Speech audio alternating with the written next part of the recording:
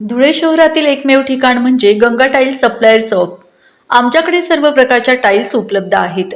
यामध्ये ceramics, oil tiles, floor tiles, vitrified tiles, steps and riser tiles, parking tiles, kitchen sink, sanitary ware इत्यादी। आपल्याला परवडणार अशा दरात आमच्याकडे टाइल्स उपलब्ध आहेत।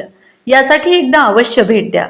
पत्ता Ganga tiles supplier shop, 405 micro tower, Wadjai road, Dhule. Mobile number 70 574 83 849।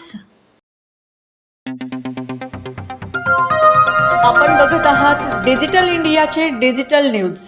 ठाम मत मराठी न्यूज। नमस्कार। आजच्या ठळक बातम्या। लळिंग घाट दुर्घटनेनंतर प्रशासन विरोधात टोल कर्मचाऱ्यांचा एल्गार। मुंबई आग्रा महामार्गावरील लळिंग घाटात आज पहाटेच्या सुमारास झालेल्या भीषण अपघातात 5 जणांचा मृत्यू झाला असून मृतांमध्ये एक टोल कर्मचाऱ्याचाही समावेश असल्याची माहिती समोर आली आहे।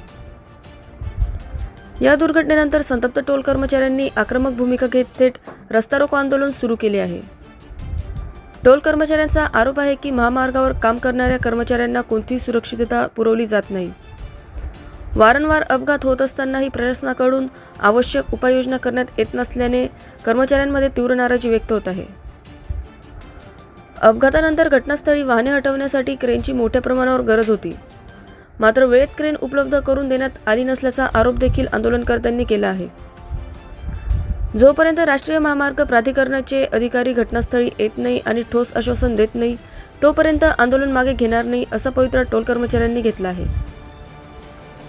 दरम्यान परिस्थिती नियंत्रणात आणण्यासाठी पोलीस प्रशासन घटनास्थळी दाखल झाले आहे। पोलीस अधीक्षक विशाल आनंद सिंगुरी यांनी टोल नाक्यावर भेट देत कर्मचाऱ्यांशी चर्चा केली असून आंदोलन मागे घेण्याचे आवाहन केले जात आहे। या आंदोलनामुळे मुंबई आग्रा महामार्गावरील वाहतुकीवर मोठा परिणाम झाला असून वाहनांच्या लांबच लांब रांगा लागल्याचे चित्र पाहायला मिळत आहे। ठाम मत मराठी न्यूजसाठी सोपान देसले, धुळे। कोण काय करल, प्रशासन काय करल? राष्ट्रीय महामार्ग, भारतीय राष्ट्रीय महामार्ग या लोकांनी आम्ही गेल्या 15 दिवसापासून त्यांच्याकडे न्यायाची भीक मागू राहिलो। साहेब, आम्हाला सर्व कर्मचाऱ्यांना कामावर घ्या। आम्ही 15 वर्षापासून या वेळेवरती कैक लोकांचे मृत्यू वाचवले, जीव वाचवले, तात्काळ सुविधा देऊन आम्ही त्यांचे प्राण वाचवले।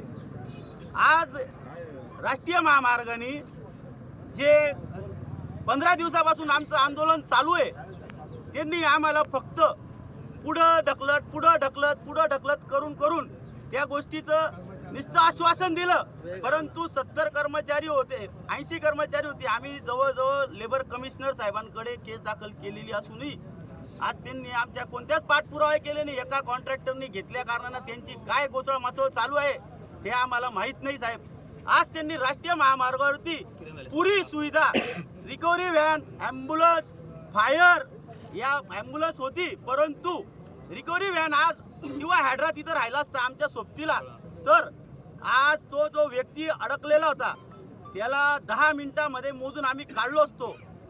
त्या कारणास तिथं काही नसल्यासनं तिथं दुसरा रॉंग साईडनं तो डंपर आल्या कारणानं त्या जागेवरती एकावरती 3 अपघात झाले।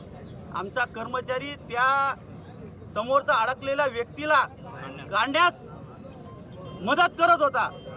अजून एक मागील ड्रायव्हर, त्याची तर काही चुकी नाही हो साहेब, तो त्या ड्रायव्हरला काढायकरता मदतीकरता आलेला होता, त्याचाही तिथं मृत्यू झाला।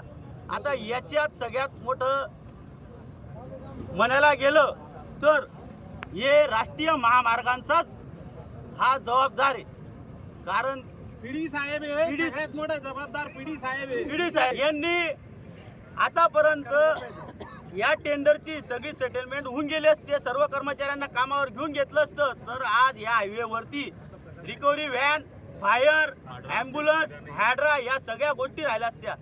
इथं 250 कर्मचाऱ्यांना राष्ट्रीय महामार्गाच्या नियमानुसार, कायद्यानुसार मेडिकल राहतो, इन्शुरन्स राहतो। आता आम्हाला इन्शुरन्स नाही। आज आमचा कर्मचारी गेला, त्याचा मोबदला त्याच्या घरच्यांना, आज त्याच्या घरच्यांचं कोण काय करल? राष्ट्रीय महामार्गाच्या पीडी साहेबांनी ताज्या घडामोडींसाठी पाहत रहा ठाम मत मराठी न्यूज। तसेच आमच्या चॅनलला लाईक, शेअर, सबस्क्राईब करायला विसरू नका।